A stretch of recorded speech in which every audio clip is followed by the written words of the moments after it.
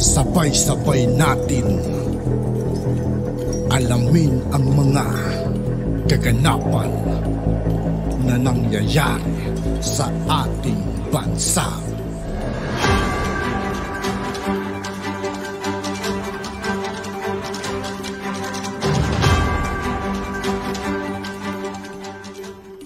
Yo, what's up mga kaibigan? This is I2K po again. Ngayon nandito ulit tayo sa channel ni Pinas News Insider. Dito ulit tayo magbibigay ng komento at reaksyon.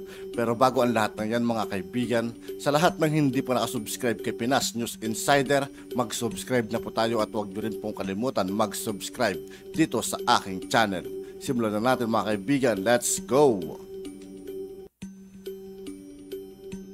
Ito ang balita ngayon, viral ngayon sa mundo ng social media. Ang di umano'y balita, Secretary of Interior and Local Government of the Philippines na si Benjamin Abalos Jr. ay tila harap-harapang nabuking sa isinagawang Senate hearing ng Committee on Public Order and Dangerous Drugs na pinangungunahan ni Senator Bato de la Rosa. Pero bago ang lahat, kung bago ka pa lamang sa aming channel, please huwag kalimutang mag-like, subscribe at i-click ang notification bell para mas maging updated ka palalo sa lahat pa ng bagong video na i-upload namin. At eto na nga mga kababayan, sa kabapasok lang na balita sa pagdinig ng Senado na kung saan mahigit 30 minutes bago mag-umpisa ang Senate hearing patungkol sa PDEA leaks at drug haul sa Batangas ay tila wala di umanong magandang resulta ang nangyari. Dahil ang nangyaring investigasyon ng Senado ay tila parang nanginginig at nauutal si DILG Secretary Benjamin Abalos sa kanyang mga salaysay at tila hinihiling pa nito na ang video raw na kanyang ipapakita ay sa executive session na lamang daw ito ipapalabas at nagsabi pa siya na ang kanyang ipapakitang video ay kanatlay. Pero habang ipinapalabas ito sa Senado ang video na kanyang sinasabi ay tila biglang nagkaproblema. Ang rason ay internet loss daw umano na labis namang ipinagtataka ng marami sa ating mga kababayan. At ayon sa kanila, mukhang may nagaganap ng sabotahe at mukhang sa executive session na lamang talaga niya ito ipapakita. Pero ito ang pinakamatinding kaganapan sa Senado dahil mula sa 1.8 na toneladang ipinagbabawal na gamot na nasabat nila sa Batangas ay bigla na lamang itong naging 1.4 tonelada na lamang ito. At ngayon, mas bumaba naman ito dahil naging 1.2 tonelada na lamang ang nangyari sa pagdinig sa Senado na ayon kay DILG Secretary Benjamin Abalos para makumpirma na 1.4 tonelada ang pinagbabawal na gamot na lamang ang naiwan ay kailangan pa ng 43 hours para lang makumpirma ito. At dahil nga dito, marami sa ating mga kababayan ang tila hindi kumbinsido at hindi naniniwala sa mga sinasabi ni DILG Secretary Benjamin Abalos Jr. At ayon pa sa kanila, isang malaking kalukuhan, pabawas ng pabawas sa 2 tons na daw. Bakit bumaba ang dami? Halatang kasinungalingan, ang tagal ng panahon di pa din niya alam at makonfirm kung ilang tons ba talaga. Sila ang nagsabi na 1.8 tons din naging 1.4. Ngayon di pa pala alam kung ilan talaga. 2 weeks na di pa din alam ang tamang timbang. Bakit may executive session pa? Meaning hindi naman malalaman ng taong bayan kung ano ang pinag-usapan nyo sa executive session. Senator Bato, huwag kang pumayag. Dapat malaman ng taong bayan ang mga ginagawa nyo. Tiyak yung nabawas dyan na recycle na at nasa market na tiyak. Nakapagtataka naman ang pagkawala nun. Akala ko ba biggest hole iyan? So paanong nagkulang paunti-unti? Nakakawalang gana na manood ng hearing. Wala din namang kalalabasan. Puro lang papogi. Wala namang nakakasuhan. Senator Bato, please po gawin nyo po ang nararapat para sa taong bayan. Huwag naman sana maging bias. Naku pati dyan sa Senate, nawawala na din ang signal. Alam na dis mga kababayan. Alam namin Senator Bato, umiwas sa mga senador na mag-imbestiga kasi nga ang sangkot ay ang Pangulo mismo. Manindigan po Senator Bato ang pagiging may prinsipyong tao at may paninindigan. And quote, kailangan alamin natin kung itong mga dokumento ba ay totoo o hindi. At kung ito man ay totoo, magawa natin ang solusyon gagawa tayo ng legislation, paano maiwasan ang mga pangyayaring ito. Because, alam natin, unauthorized disclosure may bring down a nation. Alam nyo yan. Kaya nga siguro, this is just one example, baka mamaya, yung mga movement plan natin sa West Philippine Sea, kaya nakaabang na yung mga Chinese doon, binubumba tayo, baka may nag-leak dyan na informasyon na nandun na, nag-move na. Kasi kahit na unmarked yung sasakyan natin, nalalaman pa rin nila. Of course, they have the technology. Namomonitor nila yan through their satellite, pero may posibilidad pa rin na mayroong unauthorized disclosure ng inyong mga classified documents dyan, particularly yung mga movement plans ninyo. So, ito'y napakahalaga po na dapat nating malaman ang katotohanan sa likuran ng isyu na ito. Pangalawa, yung tungkol sa seizure ng napakalaking halaga ng shabu doon sa Batangas. Alam natin sa buhay ng pulis, damn if you do, damn if you don't. Kung wala kang mahuling shabu, walang kwenta kang pulis. Kapag may nahuli ka, napakalaki nga, marami pang mag-speculate at magawa ng mga theories na ganon. So, masakit din para sa isang operative na tayo'y ina-accuse ng kung ano-ano pa. So, kaya kailangan natin to set the record straight, malaman natin kung ano talaga katotohanan, at kung may pagkakamali man, dapat makorek ito. Kung may pagkakamali. Just like yung estimate. Yung estimate na yan, na from 1.9 ay naging 1.4 sa actual. Well, estimate lang naman yan, pero dapat yung, as I've said, gusto nating maganda, malaki yung impact ng ating operation. Minsan, nag-overestimate tayo. Pero sa atin, wala lang yun. Ako, wala akong pagdududa sa inyo. Wala akong pagdududa. Pero sa ordinaryong tao, kapag yan ay nabalita at nasaksakan ng mga komento, ang tao ngayon mag-iisip. Isipin mo, yung point something of a gram ng shabu, that would mean the billability or non-billability of the case.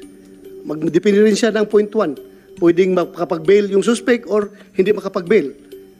Before I continue, I would like to acknowledge the presence of Senator Tolentino. Thank you, Your Honor, for coming over. To provide you a quorum.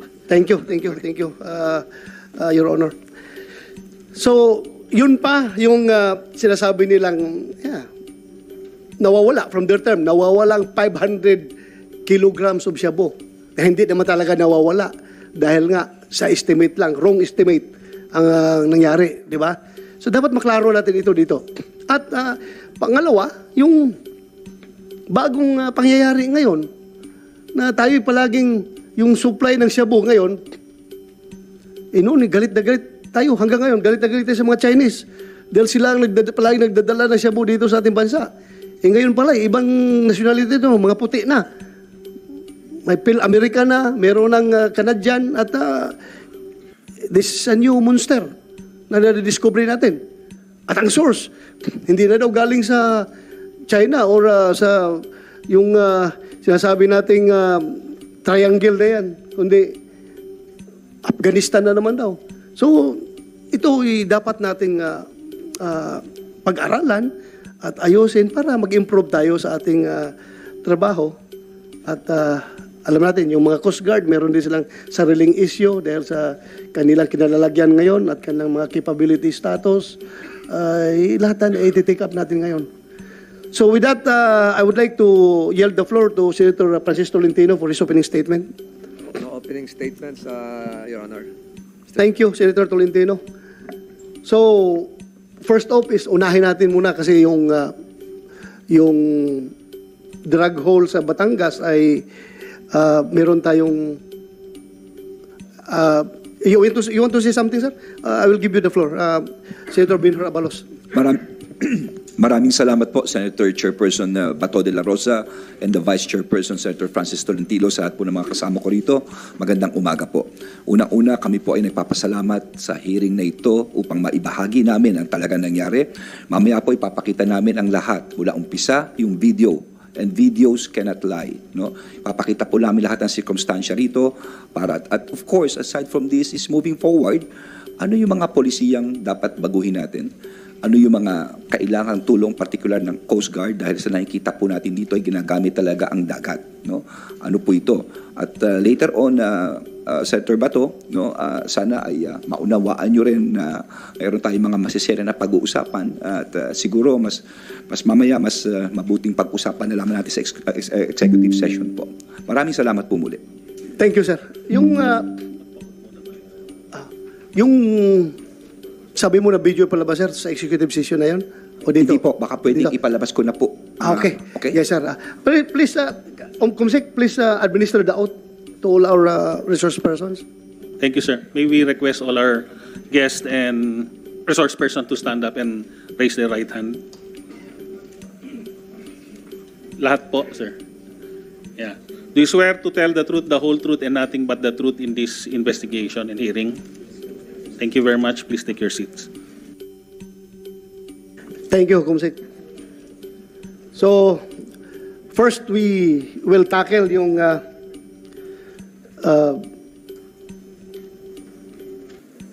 kuwan ka, sir, Secretary Benor.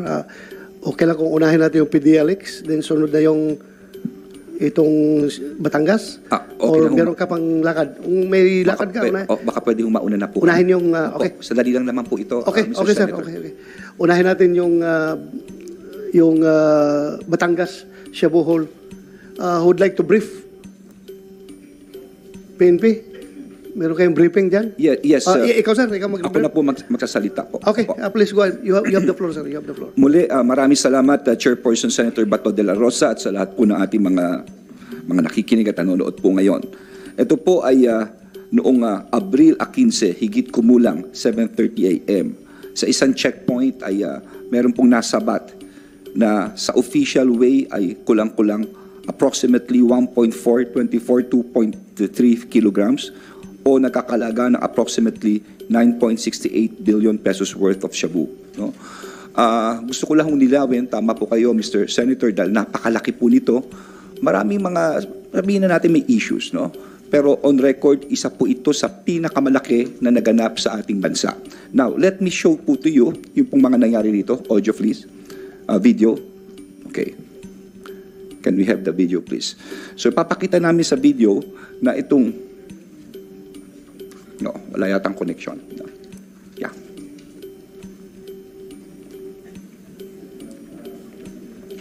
Bakit meron dito? Diyan wala. Tingnan yung connection dyan. Yan po. Nawawala. Yun. Internet ba ho? Okay. So,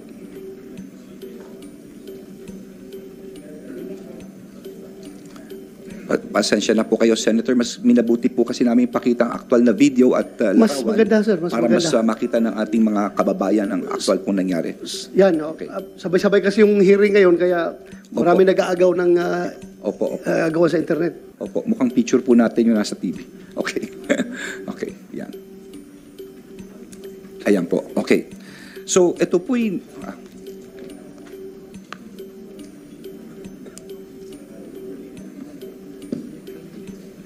connection lang siguro. Baka ho kable lang yan, ano?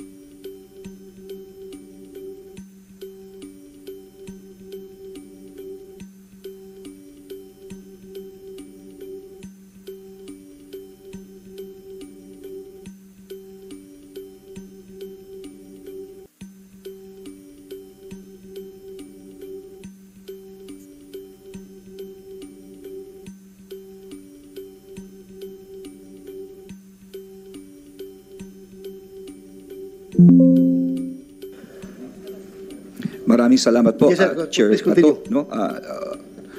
Anuhin ko na lang po, pagpapatuloy ko po, inuulit ko po, ito yung nangyari noong higit kumulang 7:30 ng umaga, approximately 7:30, noong April 15 sa Alitagtag, Batangas. Nagkaroon po noon ng checkpoint at nasabat po rito ang isang photon na van. No? Ngayon, pagkasabat po nito, hindi na ho nilayo yung van. Kung saan po nahuli yung van, itinabi na lang sa bangketa. Kaya kung makikita nyo po yan mismo yung arrested suspect, no, yung nandirito po kanina, si Mr. Sarate, no, para malinaw ho sa lahat. At inintay muna ang tatlong tinatawag na testigo. Ito yung Prosecutor Rosa Patulot Besadillas ng Department of Justice, Alfredo Mertola Jr., ang barangay captain ng Pinagkrusan Alitagtag, at Lito Rendora, ang media representative. Sa ating mga kababayan, ito po'y importante para itong tatlong testigo ito ay napaka-importante to make sure na talagang in compliance sa batas ang ginagawa. Dito po, pakibalik lang muna, please. Pakibalik lang. Kanina po, yan, kita nyo si media, pakibalik mo pa. So bago buksan, ayan, pakibalik mo pa. Isa pa. Balik mo lang. Before. Yan, kita nyo, nakasarado. Yung mismong suspect ang pinagbuksan para malinaw ito sa publiko. No? Klarong-klaro po yan. No? So, sir, categorically you can declare that there was no pilferage. Wala po. Walang And these pilferage. pictures, at hindi lang po, Mr. Chairperson, hindi lang itong picture, I'm sure maraming media na dyan na Okay. kumukuha na po ito. At before that, Mr. Chairperson, meron pong tape yan na nakapaligid na secured ang area. Thank you. Napaka-importante po nun. We will make sure na ito'y ayon sa batas dahil malaki po ito. Gusto namin makulong talaga ang mga tao pong ito, Mr. Senator. Please continue. Opo. So ngayon, next please. So ayan, nung binuksan niya na, nakita nyo. Maraming tataka, paano pinagkasya dyan? Ayan na po ang best proof, ang litrato mismo. Talagang nasa loob po itong mga drogang po ito na nagko-contain ng illegal drugs. Next please. Ngayon, ito po yung media, no? Na dino-document ang seized illegal drugs prior to its unloading, kasama pa ang dalawang testigo. Next. Yan. Ito na yung actual video. No? Kung makikita po ninyo, ito'y ang RD, ang PRO4A, ang OIC ng Alitagtag, MPS, and the media witness and the other witnesses were present in the area while the seized illegal drugs were being unloaded from the van. Pansinin nyo yung sticker na yung kulay dilaw, yan po is to make sure talagang nakahiwalay po yan. So open to the public po ito. Wala pong tinago ang kapulisahan dito. Okay? Next please. Yan. So ayan po yung suspect, parating hindi po nawawala yung suspect at yung PD ng Batangas. Nakita nyo, napakarami po talaga yung binabang mga droga na yan. Next please. So ayan po, no? Next.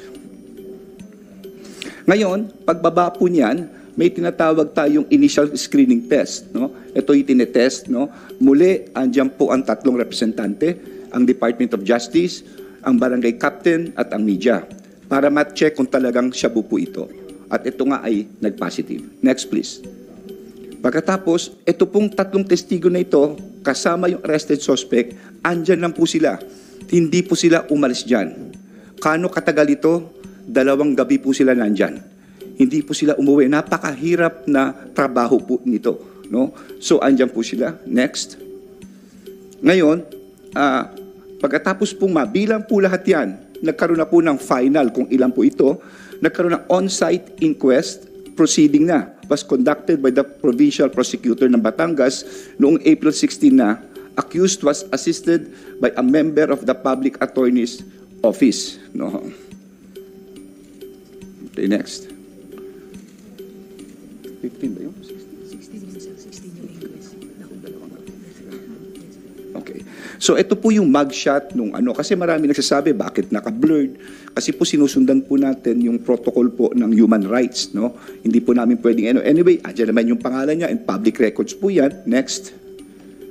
At ito po, baka sinasabi hindi nakakulong, talagang nakakulong po yan, no? Nasa Batangas Provincial Jail. Ngayon, yung And yes, in sir. fact, andito siya ngayon, di ba? Dinadala natin dito ngayon. But Yes, sir. because of the request of the RD that doon na lang sa executive session kausapin. Anyway, At least nakita ng mga tao nandito siya. Nandito po Andyan siya, yan. At andyan. nakakulong po yan. Nakakulong siya, facing Yes, sir. charges. Ano mga kasong file, sir? Dalawa po, ito po yung paggagamit ng maraming mga plaka ng, kasi maraming plaka at pagtatransport po ng droga. No? At ano pa ba ibang charges yun?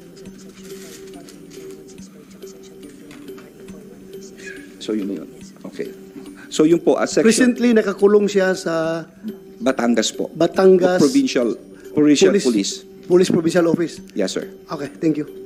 So ngayon, siguro naman sa ating mahal na chairperson at sa ating mga kababayan, klaro po ito, these pictures are available, they're part of the evidence, ipapakita namin that we have really complied, the RD and of course the PD, all the police, no, we have complied with the three witness rule and the technicality, yung chain of custody. Mahirap po iyan kasi magkamali po dyan. Ngayon, yung tanong, yung estimate na yan. Kung titignan po natin, nangyari po ito'y 7:30 ng umaga. Ako po'y nasa kumpil ng anak ko nung tinawagan ako. Pagpunta ko roon, hindi ko nga akalain ganyan kadami. Mga 12 o'clock ng tanghalian.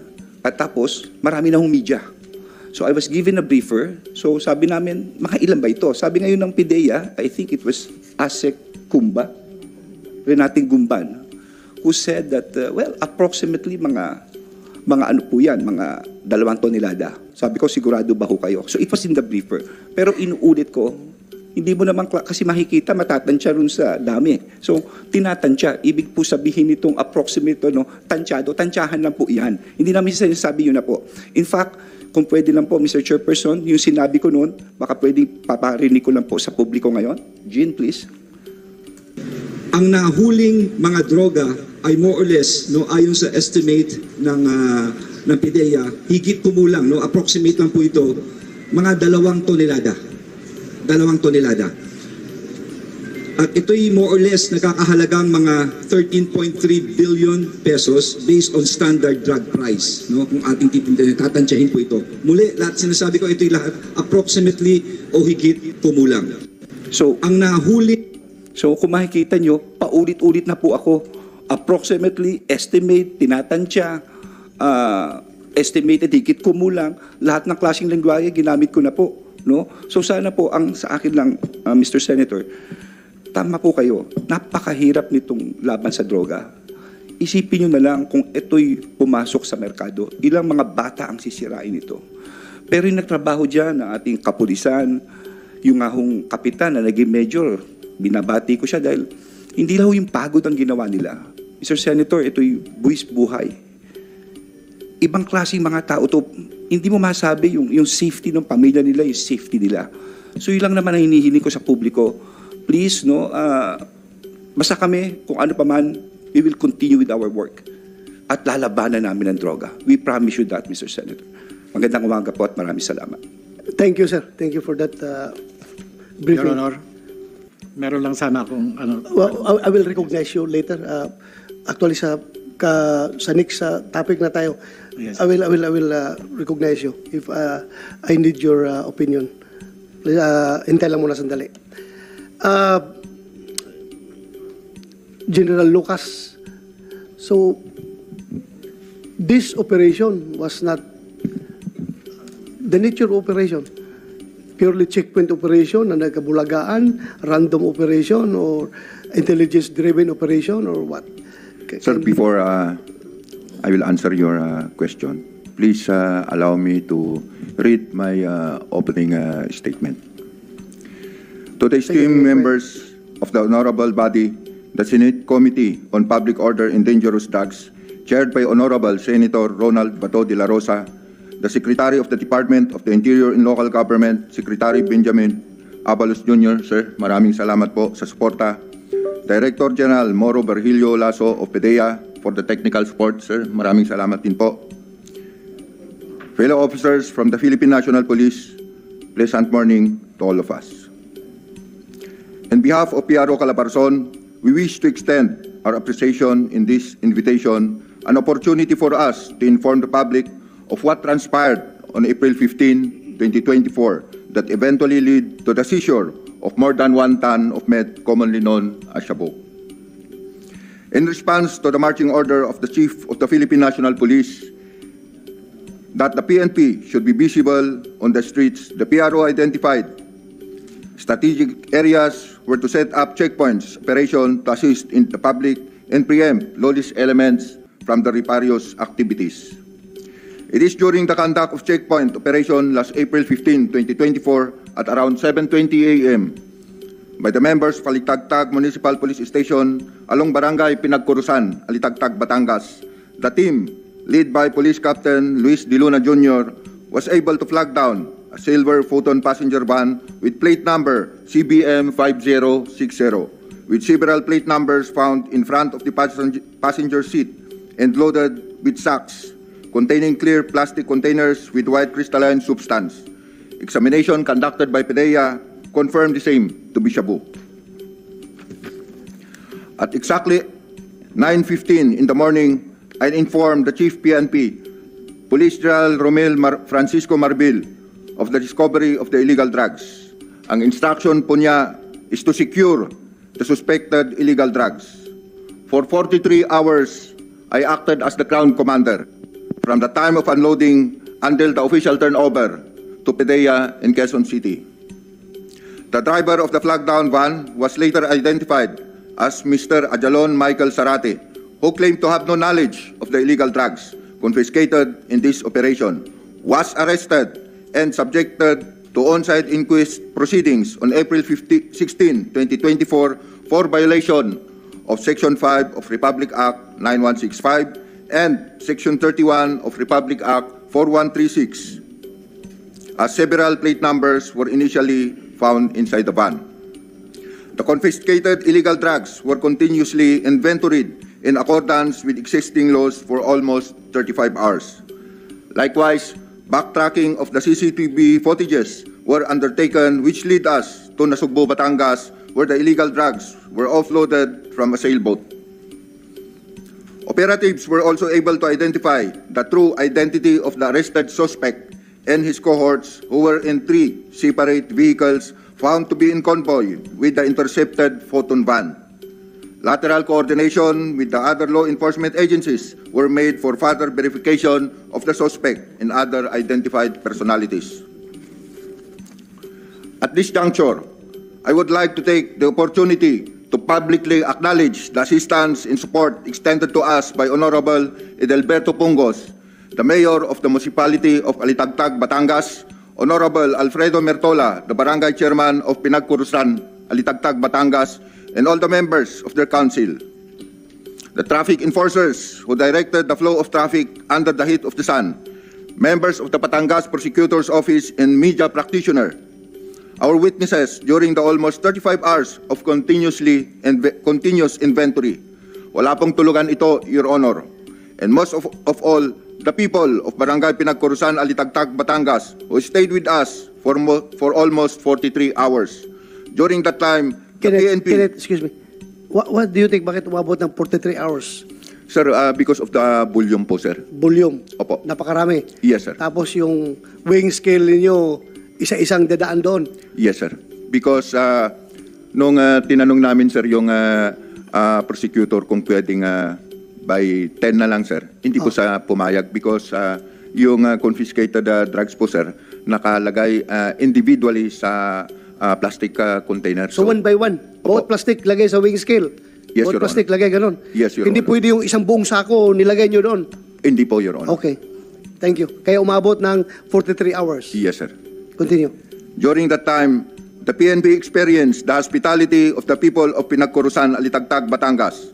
Sa inyong lahat, maraming salamat po.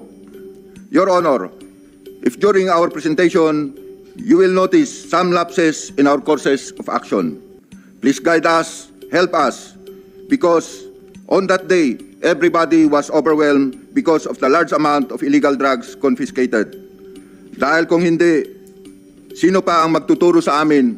Sino pa ang magtatanggol sa amin? In my previous appearances in this honorable body, lagi ko po kayong naririnig na less than 1% lang of the 230-strong PNP personnel ang naliligaw ng landas. Your Honor, these police officers who are part of this accomplishment are part of the 99% police officers whose only mission is to serve and protect the community. It is with high hope that at the conclusion of this hearing, the PNP be recognized for this accomplishment. Maraming salamat po, and once again, magandang umaga po sa ating... At yun na nga mga At yun nga po mga kaibigan, dito po nagtatapos ang ating reaction video. Muli ako po si I2K ng Sundalo ng Donggalo. Maraming salamat sa patuloy na pagsuporta. Yeah, peace out.